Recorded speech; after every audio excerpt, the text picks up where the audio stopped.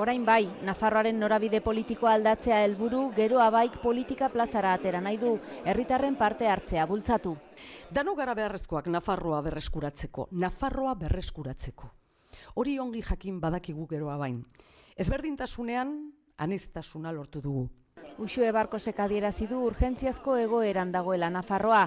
UPNko gobernuak PSNren laguntzarekin autogobernua suntsitu duelako eta orain gutxiengoa direla naiz eta hauteskunde legea aldatu nahi duten aldaketa ez gertatzeko. Una minoría, por mucho que las listas mayoritarias todavía les hagan soñar con torcer y retorcer nuestro sistema electoral para mantenerse en el machito, Guztiondako Nafarroa eratu aldera koalizioak aplikazio berria aurkeztu du. APP-GRI aplikazioa herritar guztien artean gero abaiko lanildoak garatzeko. Eta Yolanda Barzinari gobernua lehiatzeko prestutasuna agertu zuen aurrekoan Barkosek, baina gaur ordea zerrendei buruz txintik ere ez. Koalizioak hautaketa sistema irekia onartu du eta astelenean bertan zabalduko dute izena emateko epea.